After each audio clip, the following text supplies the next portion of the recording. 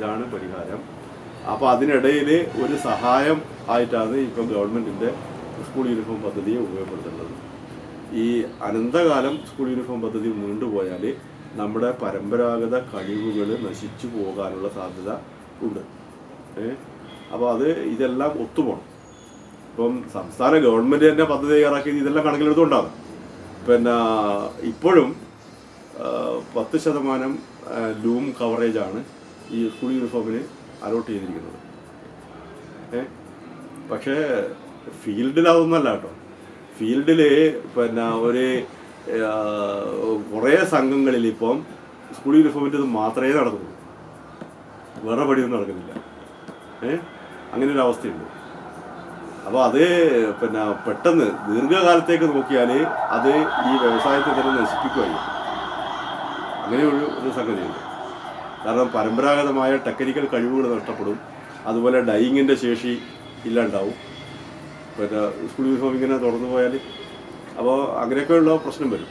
അപ്പോൾ തുടർന്ന് ഏതെങ്കിലും ഒരു ഗവൺമെൻറ് സ്കൂൾ യൂണിഫോം പദ്ധതി സ്റ്റോപ്പ് ചെയ്യുകയാണെങ്കിൽ പിന്നെ ഒന്നും ചെയ്യാൻ കഴിയാത്ത അവസ്ഥയായിരിക്കും ഈ വ്യവസായത്തിൽ ഉണ്ടാകും. അപ്പോൾ അത് കണക്കാക്കിയിട്ട് കൈകാര്യം ചെയ്യണം. പക്ഷെ സാറിന് തോന്നുന്നുണ്ടോ ഇപ്പം ഈ ഒരു ഗ്ലോബൽ മാർക്കറ്റിലേക്ക് ഇപ്പം സാധനങ്ങൾ എത്തിക്കും, അല്ലെങ്കിൽ ഇവിടെയുള്ള ഈ ലോക്കൽ പ്രോഡക്ട്സിനെ ലോക്കൽ കസ്റ്റമറിലേക്ക് എത്തിക്കുന്ന അതിന് എന്തെങ്കിലും ഇനീഷ്യേറ്റീവ്സ് നടക്കുന്നുണ്ടോ എന്ന് ചോദിച്ചാൽ പിന്നെ ഇപ്പം നമ്മുടെ കണ്ണൂർ ജില്ലാ കലക്ടർ നേരത്തെ ഉണ്ടായിരുന്ന ഒരു ഇതുണ്ട്. പിന്നെ അവർ ഇനീഷ്യേറ്റീവ് എടുത്തിട്ട് നമ്മൾ ഇവിടുത്തെ ഒരു 12 സംഘങ്ങൾ ഓൺലൈൻ വ്യാപാരം ആരംഭിച്ചിരുന്നു. അപ്പോൾ കൂത്തുപറമ്പ് സംഘത്തിന് ഇനി കാഞ്ഞിരോട് സംഘത്തിന് തന്നെ ഓൺലൈൻ വ്യാപാരം നല്ല നിലക്ക് നടത്തിയിരുന്നു. അതൊന്ന്. മറ്റൊന്ന്, ഇപ്പം ഞാൻ ഇൻസ്റ്റിറ്റ്യൂട്ടിലുള്ളപ്പോൾ നടപ്പാക്കിയ ഒരു പദ്ധതിയാണ് റീജിയണൽ ബ്രാൻഡ് ബിൽഡിംഗ് പരിപാടി. പക്ഷെ എന്ത് സംഭവിക്കുന്നു, ഇത്തരം പദ്ധതികൾ നമ്മൾ നേതൃത്വം കൊടുത്ത് നടപ്പാക്കുന്നു. ആ നടപ്പാക്കുന്ന വർഷം അതെല്ലാം വിജയമാണ്. പക്ഷെ തുടർന്ന് ഒന്നുമില്ല.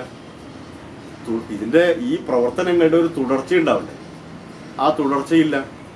ഇപ്പോൾ പിന്നെ 5 വെറൈറ്റി ഉൽപ്പന്നങ്ങൾക്ക് നമ്മൾ GI നേടി. പബ്ലിസിറ്റിയിൽ പോലും ഇവരാരും ആ GI ടാഗ് ഉപയോഗിക്കുന്നില്ല. ഈ ബ്രാൻഡിങ് എന്ന് പറയുന്നത് കസ്റ്റമർക്കിടയിൽ ആ പ്രോഡക്റ്റിന് ബ്രാൻഡ് നെയിമിൽ പബ്ലിസിറ്റി കൊടുത്താലല്ലേ അത് ബിൽഡ് ചെയ്യപ്പെടുള്ളൂ. വേറെ ആരെങ്കിലും കുറേ പണം കൊണ്ട് തരാനുള്ളതല്ലല്ലോ ഈ ബ്രാൻഡിങ്. ബ്രാൻഡിങ് എന്ന് പറയുന്നത് ആ പേരിൽ നമ്മൾ കസ്റ്റമർക്കിടയിൽ പ്രചരിപ്പിച്ചിട്ട് ഈ ഉൽപ്പന്നം പ്രചരിപ്പിച്ചിട്ട് കസ്റ്റമറുടെ മനസ്സിലാണ് ബ്രാൻഡ് ഇമേജ് ബിൽഡ് ചെയ്യേണ്ടത് അല്ലേ? അപ്പോൾ അതിനെ പറ്റിയ ഒരു നല്ല ടൂളാണ് കണ്ണൂർക്കാരെ സംബന്ധിച്ചിടത്തോളം ഈ കണ്ണൂർ ഹാൻഡ്ലൂംസ് എന്ന GI ടാഗ്. ആ GIയുടെ പബ്ലിസിറ്റി കണ്ണൂർക്കാർ പോലും മര്യാദയ്ക്ക് കൊടുത്തിട്ടില്ല. പിന്നല്ലേ ഇനി പാലക്കാടുകാരും കുത്താമ്പള്ളിക്കാരും ബാലരാമപുരത്തുകാരൊക്കെ കൊടുക്കേണ്ടത്.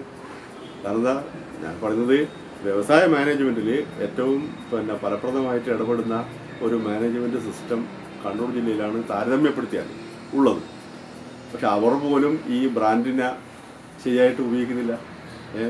എന്തിനേറെ പറയുന്നു, സംസ്ഥാന ഗവൺമെൻറ് ഒരു 10-15 കൊല്ലക്കാലം പിന്നെ ഒരു മത്സരം സംഘടിപ്പിച്ചിരുന്നു. വീവേഴ്സിന് ഈ പുതിയ ഡിസൈനുകളിൽ മത്സരം വെച്ചിട്ട് അവരുടെ പ്രോഡക്റ്റ് ഹൈലൈറ്റ് ചെയ്തിട്ട് എക്സിബിഷനൊക്കെ നടത്തിയിട്ട് പിന്നെ ഇതായി. എന്നിട്ട് അവാർഡൊക്കെ കൊടുക്കും. അവാർഡ് കിട്ടിയ നെയ്ത്തുകാരെ വെച്ച് പോലും ഈ എക്സിബിഷൻ നടക്കുമ്പോൾ ഒരു പബ്ലിസിറ്റി പിന്നെ ഒരു രൂപം വേണം എന്ന് നമ്മുടെ സൊസൈറ്റിക്കാർക്ക് തോന്നാറില്ല. അവർ അവാർഡ് വാങ്ങുന്നത് അവരുടെ ഒരു വ്യക്തിപരമായ കാര്യം പോലെയാണ് ഇപ്പോൾ ഇവിടെ ഉള്ളത്.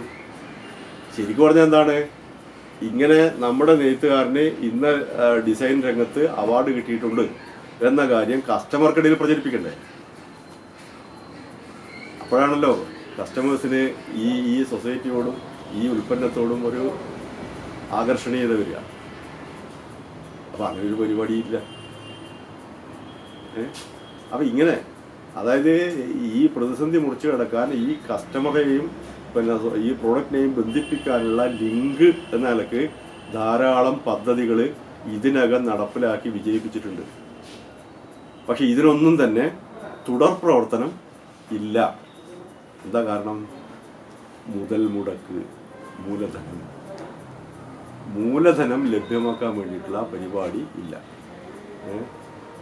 അപ്പോൾ പിന്നെ കഴിഞ്ഞ ഒരു 10 വർഷം അല്ല 15 വർഷം എന്ന് പറയാം ശരിക്കും, നമ്മളെ കൈത്തറി അരക്കമ്പാലം കമ്മീഷനിലുണ്ടായില്ലേ. അപ്പോൾ ആ കമ്മീഷൻ മുതൽ, അതായത് VS മന്ത്രിസഭ കാലം മുതൽ പിന്നെ നമ്മളൊക്കെ അതിനകത്ത് കൊടുത്ത നിർദ്ദേശത്തിൽ പ്രധാനപ്പെട്ടൊരു സംഭവമാണ് ഈ മൂലധനം കിട്ടാൻ വേണ്ടിയിട്ട്